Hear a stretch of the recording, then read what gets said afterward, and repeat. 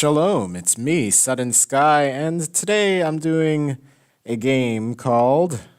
Mighty Switch Force Hyperdrive Edition! Yes, Mighty Switch Force Hyperdrive Edition for the Wii U.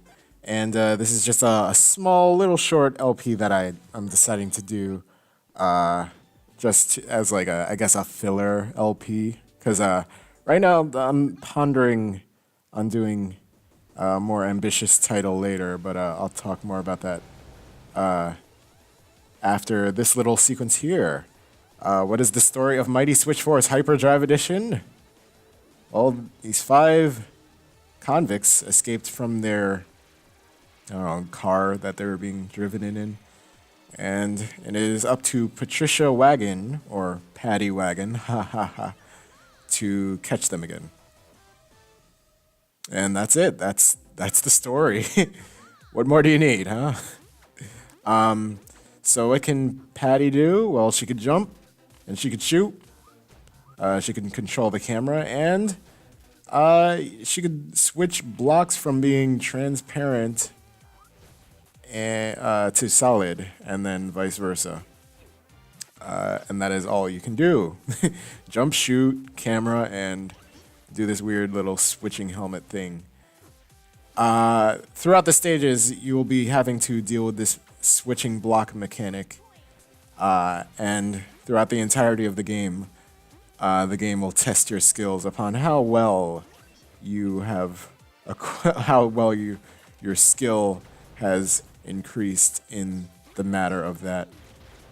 And this is just a basic puzzle game. Well, I wouldn't say basic, but it is a puzzle game, and it's fun in my opinion.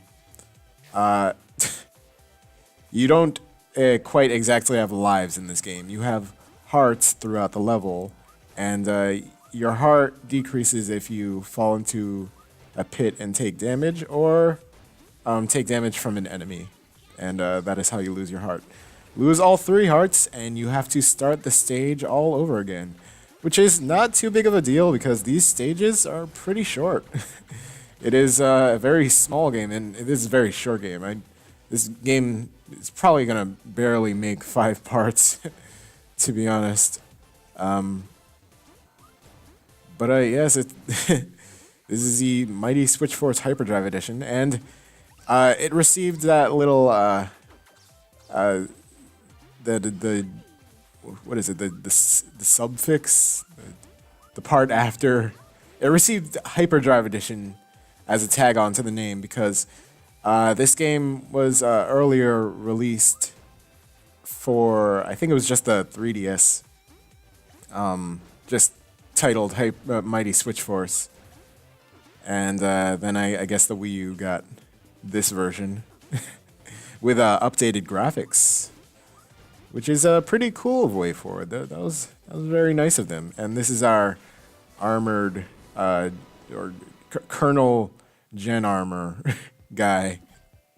I forget what his name is. He's not really that important. He's your objective. He is your person to go to once you've collected all of the escaped convicts. And after completing the first stage, you unlock Pixel Patty, which I will show later. And throughout these stages, you'll just have to come across new obstacles and ways of getting around, like these tiny blocks that you could just shoot within, I think it's just 2 shots to take them out. And this game just really tests your ability as a platformer and a puzzle solver. But Mighty Switch Force was created by WayForward, who you might know better from their creations of earlier Nintendo titles, including Shantae.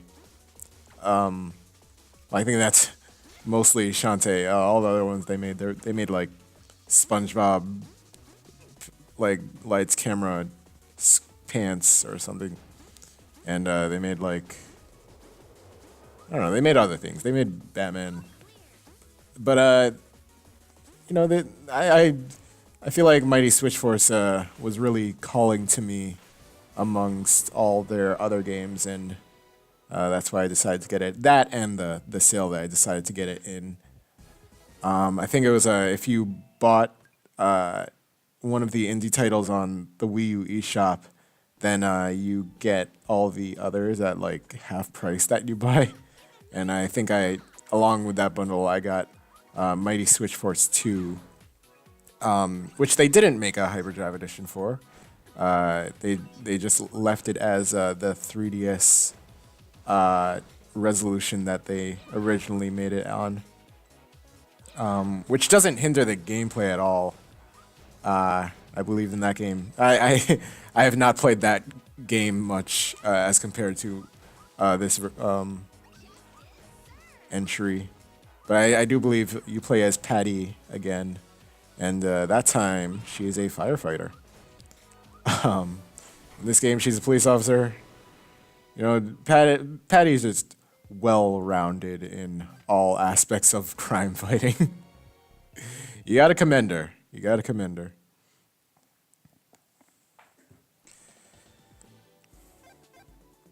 But yes, these are short little stages. I do believe there are 16 stages in total, including the final stage. So, you know, and I didn't exactly practice these stages much before recording this, so don't expect the most expert level of gameplay. I've actually was watching a speed run of this, and man, that guy was amazing. He cleared the game in 18 minutes, I think.